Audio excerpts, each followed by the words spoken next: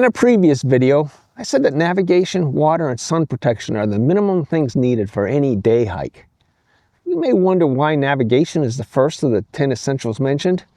When I researched this, I found that getting lost is the #1 reason hikers need search and rescue. It's not injury, it's not illness. 41% of all search and rescue operations are for a lost hiker. When they're found, they're often cold and dehydrated. Hypothermia is a leading cause of death for lost hikers, and it can happen even in moderate temperatures if they're wet or unprepared. That's not meant to scare, it's meant to show why navigation deserves our attention. The best way to avoid needing rescue for being lost is not getting lost in the first place.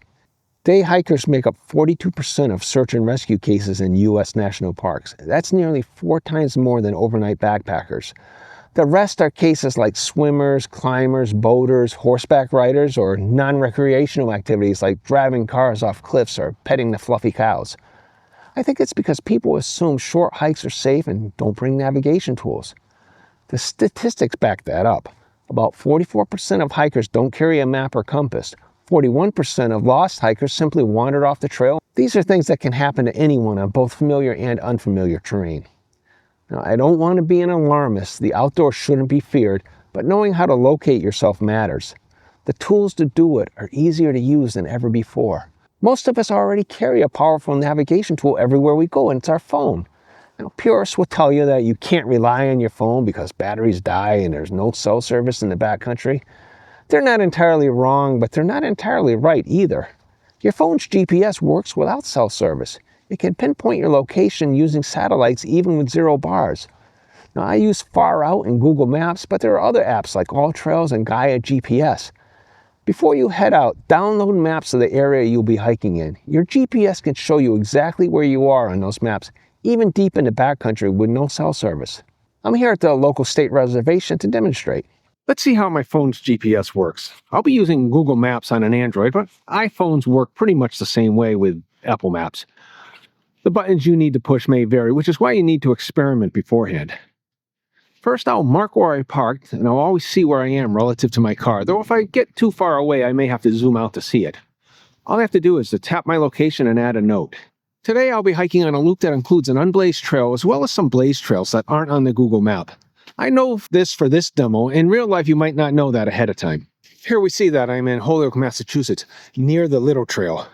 I'm at this intersection of trails, the Little Trail, which is blue blazed, and the Keystone Trail, which is red blazed. So let's follow the Little Trail to see what happens. According to our map, we should be at a dead end, but we see trails in all directions. A hiker on the blue blazed Little Trail might not even realize that they wandered off the end of that trail. But that's not a problem for us. The trail is clear and we can double back if we want to. So I continue on this clear trail, and indeed, we see from the GPS that we're in the woods, but clearly headed to this next trail, which is the yellow blazed quarry trail. Well, now I'm coming up on the quarry trail, and what I'll be doing is taking a left here and going to the next intersection, and I'm going to follow that winding trail to the intersection after that, and then back down to my car. Well, I'm almost back to my car.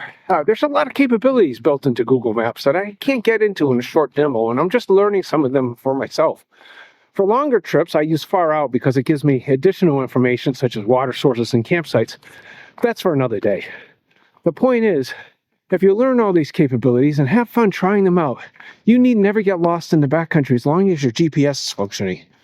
Now, let's turn it back over to me up at Goat Peak to finish this video. Battery life is a real concern. I keep my phone in airplane mode when I'm hiking. It saves power and the GPS still works perfectly. For longer or more remote hikes, I carry a battery pack. I have a video on that you can check out. There are also satellite trackers like Garmin's inReach Mini. I've had mine for years now. In the winter when I only hike locally, I suspend my inReach subscription to save money. My phone's GPS is enough for me. For adventurous day hikes or any overnight hike where I need my wife to be able to follow my progress and know where I am, the inReach comes with me. In those few places where GPS might fail, the tracker has similar location capabilities, but it also tells others where you are. One of the advantages of the satellite tracker is that you can signal for help if you get into trouble, and your location will be known to the search and rescue team. The irony is that the device itself makes it more likely you can find your way back to the trail if you get lost and less likely to need rescue. It also lets you send messages by way of satellite from anywhere. Texting capability is limited, but when I have no cell service, it's my backup. If I ever go completely silent, my wife knows something may be wrong. Of course, that's a double-edged sword. There are rare and mostly temporary circumstances where neither works, and that can cause unnecessary stress on her. But even then, your last known location probably pinpoints your whereabouts fairly closely. A tracker is a smart risk mitigation. The consequences of getting lost in a remote backcountry are high. On my recent John Muir Trail hike, about 90% of the hikers I saw had trackers. On that hike, my hiking partner Dave carried paper maps and I had digital maps. We both had trackers, which, by the way, allowed us to communicate with each other if we got separated. That redundancy made sense for a multi-week wilderness trek.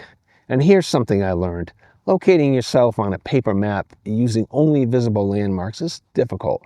Man-made landmarks like roads or buildings are easier points of reference than natural features. Every hilltop looks pretty much like another.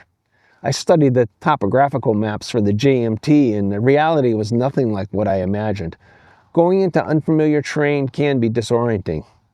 The key is knowing how to use whatever tools you bring before you need them. Stand in your backyard, open your mapping app, and practice. Walk around your neighborhood. Go to a local park and locate yourself. Try to find a landmark both on your GPS and in real life.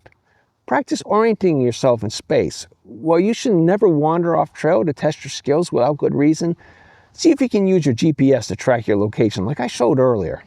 Here's my bottom line on navigation.